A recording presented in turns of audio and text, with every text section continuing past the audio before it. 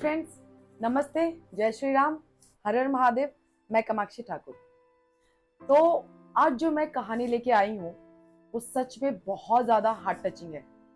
मुझे लगी, आपको जब मैं सुनाऊंगी तो आप मुझे कमेंट बॉक्स में बताना कि आपको कैसी लगी। तो और हाँ, ये जिसकी कहानी है उससे मैं मिली और वो जब सुना रहा था और जब मैं सुन रही थी तो मुझे सच में मेरे रोंगटे खड़े हो रहे थे। मतलब मैं कैसे बताऊं आपको।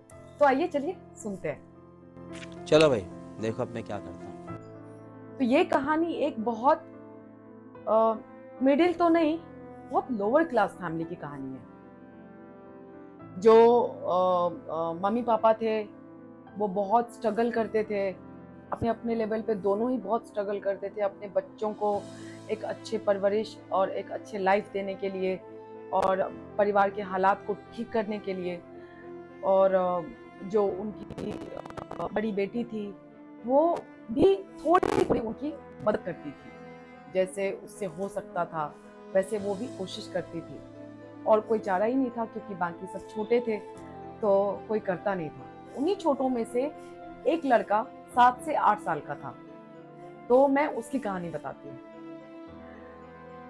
जो उसकी बड़ी बहन थी, पहली बात तो ये, जो वो लड़का था वो बहुत समझदार था, पढ़ने में बहुत अच्छा था, संस्कारी था। वो फैमिली में और या फिर आसपास वो जिनसे भी मिलता था सबको वो बहुत अच्छा लगता था। और वो बहुत चुलबुला टाइप का था। वो अपनी दुनिया में मस्त रहता था, उसको फर्क नहीं पड़ता था कि क्या हो रहा है क्या नहीं हो रहा है। बस उसको खाना मिल जाए और उसको खेलने के लिए जो भी जगह होती थी वो मिल जाए, बस वो खुश रहता था उसमें। और जो उसकी बड़ी बहन थी वो घर वालों की मदद करने के लिए वो दूसरों के घरों में जाके काम करती थी, साफ सफाई या जो भी होता था वो करती थी। उससे ज्यादा मदद तो नहीं होता था घर वालों के लिए, लेकिन कोशिश करती थी वो। अब जब ये घरों में काम करने के लिए जाती थी तो ये जो बच्चा था 7 से 8 साल का, ये उसको लेने के लिए जाता था अपनी बड़ी बहन को। मतलब एक बड़ा भाई अपनी बहन की रक्षा करे तो समझ में आता है। छोटा भाई बड़ी बहन के लिए जाता था और लेके आता था उसको जहां भी वो काम करती थी।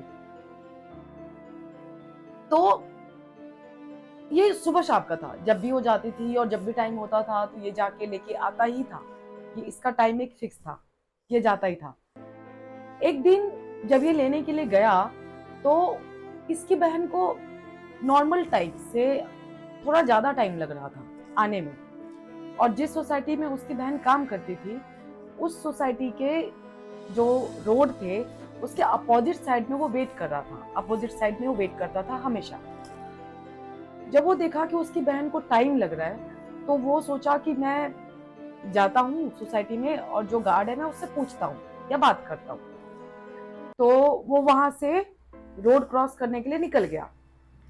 जब वो निकल रहा था तो अचानक से उसका एक्सीडेंट हो गया। और जब उसका एक्सीडेंट हो गया तो ना उसके परिवार वाले उसके साथ थे ना उसकी बहन उसके साथ थी। और वहां के लोग सब उसको संभाले, जैसे तैसे उसको घर लेके गए। फिर इसकी बहन को पता चला, वो भी गई। तो घर वालों ने बहुत मुश्किल से उसको संभाला। मम्मी पापा परेशान हो गए उसको देख के, छोटे छोटे भाई बहन सब परेशान हो गए उसको देख के। और क्योंकि ये बहुत लोअर क्लास फैमिली थी तो इनके लिए रिश्तों के अलावा कुछ नहीं था इनके पास। तो ये जो मैंने देखा भी है, मैंने फील किया है, मैंने महसूस किया है और आप में से भी किया होगा आपने, तो कि जिनके पास सब कुछ नहीं होते ना, उनके पास रिश्तों में ही सब कुछ होता है। वो एक दूसरे को खोने से बहुत डरते हैं। तो ये जो था ना वो फैमिली में खलबली सी मच गई थी अचानक से। कैसे कैसे हो गया और ये क्या हो गया, कैसे ठीक होगा। और क्योंकि ये लोअर क्लास फैमिली थी तो इनके पास इतने पैसे भी नहीं थे कि कोई बात नहीं हम ठीक कर लेंगे, हम हॉस्पिटल चले जाएंगे, बड़े से बड़े हॉस्पिटल में लेके जाएंगे, ऐसा भी कुछ नहीं था। तो ये लोग अपने कर्म और महादेव के ऊपर बस यकीन करते थे। तो जब ये सब हुआ, जैसे तैसे ठीक करके उसके घर वालों ने उसको, जैसे ये रिकवर होने में इसको टाइम लगा, लेकिन ये हो गया। होने के बाद अब ये बच्चा, मतलब किसी को पता नहीं था, सबको था कि ठीक हो गया है, ठीक है। इस एक्सीडेंट का इफेक्ट सीधा 6 महीने बाद जाके दिखा, वो भी तब जब ये बच्चा स्कूल से नॉर्मल रूटीन वे में आ रहा था और आते आते चलते चलते वो लड़का बेहोश हो गया।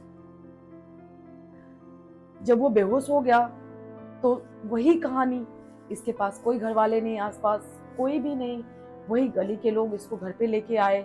जब लेके आए तो ये नॉर्मल बेहोश होना नहीं था, क्योंकि इसका पूरा बॉडी, हाथ टेढ़े हो जाते थे, मुंह से झाग आता था, पूरी बॉडी इसकी ठंडी पड़ जाती थी। तो इसके घर वाले ना डर गए, इसकी मम्मी डर गई, क्योंकि पापा इसके काम पे गए हुए थे, मम्मी थी, मम्मी डर गई अचानक से। और मम्मी, मतलब किसी को समझ में नहीं आ रहा था कि क्या करे अभी उस टाइम पे।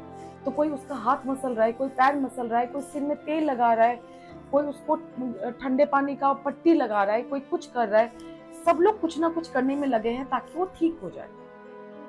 तो जैसे तैसे करके वो ठीक हुआ।